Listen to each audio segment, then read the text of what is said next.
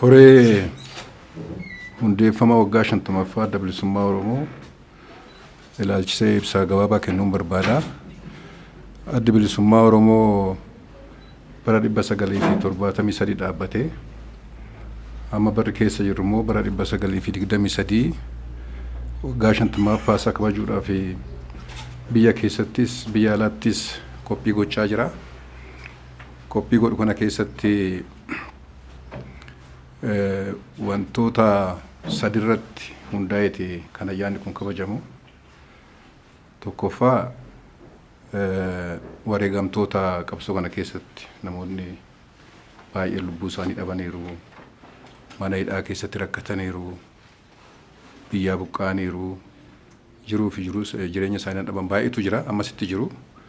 Isaan kana yeroo itti yaadannu ta'a jechuudha. Kuni chaaptara guddaa warri ayyaana kana kabaju yaadachuu qabu keessaa tokko. Lammeessoo immoo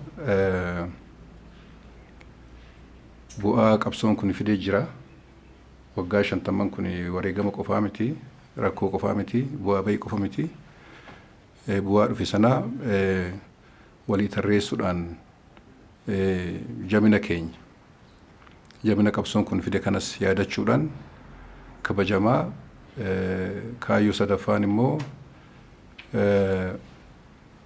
egeree qabsoo hafe kana bakkaan ga'uudhaaf waan taasifamuu qabu hundumaa taasisuudhaan uummanni bakka jirutti yaada tokko akka qabaatu, qabsaa'onni bakka jiranitti yaada tokko akka qabaatu fi waan hiree biyya keenyaa kana murtiidhumaa itti gochuu akka dandeenyu irratti yeroo itti mari'annu ta'a jechuudha. Kana taasisuudhaaf koreen biyya keessaa fi biyya alaatti dhaabbatee jira. Koreen biyya keessaa fi biyya alaa hojii hojjetamaa jiru kana walumaan qindoominaan hojjetaa jira.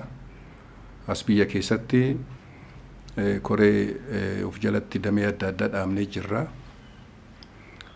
Bal'ina qabsoo kanarraa kan ka'e akkan sila jedhee wareegamtoonni hundumtuu yaadatamuu qabu waan ta'eef karaa adda addaa roga adda addaatiin ilaaluun irra jira jennee koreewwan xixiqqoo dhaabnee jira. Koree hoggansa adda bilisummaa Oromoo kan duraanii kan gadaa darbee kan kana tarreessee lafa kaa'uun jira. Koree hayyoonni qabsoo Oromoo kana keessatti gumaachan maal akka fakkaatu qoratee dhiyeessu hin jira. Koreen dargaggootaa hin jira. Qeerroon gahee guddaa qaba qabsoo kana keessatti akkuma beektanii. Wareegamaa fi bu'aa karaa kanaan argame warri qoratanii dhiyeessanii jiranii. Arfaffaan koree dubartootaati. Dubartoonnis akkasuma qabsoo hin adurra jalqabee qabsoo siyaasaa keessattis akkasumas qabsoo dippiloomaasii keessatti gahee qabaataa turanii. Isaanis akkasumatti hin dhiyeessu. Koree artiistotaa jira. Gaheen artiistotaa qabsoo kana keessatti bakka guddaa qaba, yaadatamuu qaba. Kan biraa koreen siviil sarvaantii jira. Hojjetaan mootummaa akkamitti caasaa adda addaa uumanii qabsoo kana deeggaraa akka turan kan ibsu hin jiraata. Dhumarratti koree miidiyaatu jira. Koreen miidiyaas waan waggaa 50 kana keessatti wareegamni itti ba'e kana akka gaariitti akka uummataaf ibsuu danda'utti qophaa'aa jirra jechuudha. Karaa biyya alaas bifuma kana fakkaatuun waliin qindeessinee koreewwan adda addaa dhaabbatanii hojii isaanii gaggeessaa jiru jechuudha. Qindoominaan hojjannaa. Adoolessa tokko bara 2023 akka guyyaa baniinsa kabaja ayyaana kanaa ta'etti fudhatama. Qaamni as jiruu fi qaamni ala jiru waliin qindoominaan sagantaa qopheessaa jira. As biyya keessatti amma danda'ametti namuu haalli siyaasaa dhiphina jiru kanan beektanii akka barbaannetti walii gadi deemanii jaarmanis socho'ee riisoorsis mobilaayizii godhee nama sochoosee kabajuudhaaf dhiphina jira.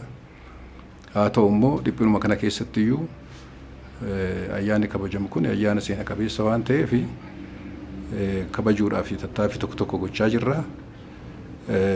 Kanaafuu karaa sanaan waan gochaa jirru xumuraa jirra. Karaa alaatiinis akkasumatti bal'inaan bakki itti kabajamu biyya alaati isaan biyya dimokiraatawaa keessa jiru.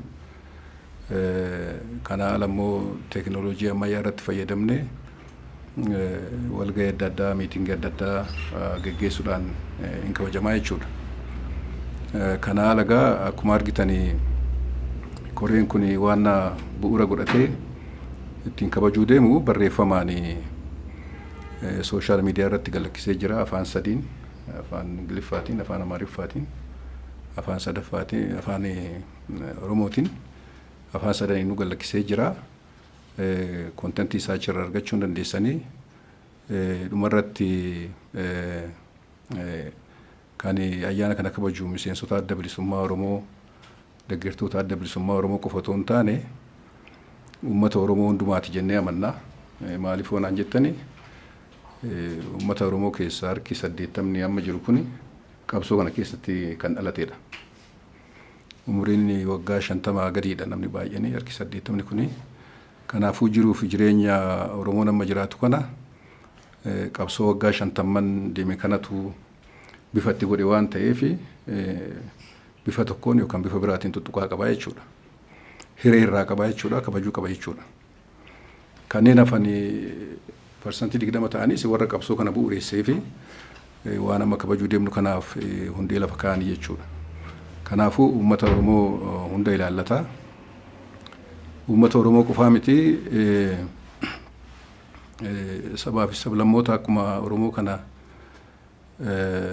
Oromoo wajjin kufan kan qabsaa jiran kan walqixxummaa sabaa fi sablammoota mirkaneessuudhaaf sochii gochaa jiran dhaabbileen adda addaas ta'e uummanni isaanii ayyaana kana akka kabajanidha kan waamicha goonuu fi isarra taree immoo sadarkaa addunyaatti soo ta'e kanneen mirga dhala namaatiif falman kanneen mirga waluu fi mirga dhuunfaa nama akka kabajamu qabsaa jiran dhaabbileen adda addaa fi jaarmiyaaleen adda addaa akka waan kana kabajan abdii irraa qabna.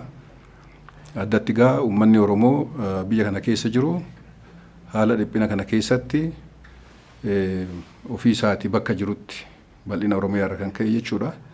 Bakka jirutti haala isaa mijateeni qabsaa'ota keenyaa yaadachaati akkuma sila jedhee bu'aa qabsoo kun argamsiises yaadachaa egereen keenyas maal akka fakkaatu irratti yaada wal jijjiiraa akka kabajan abdii irraa qabna.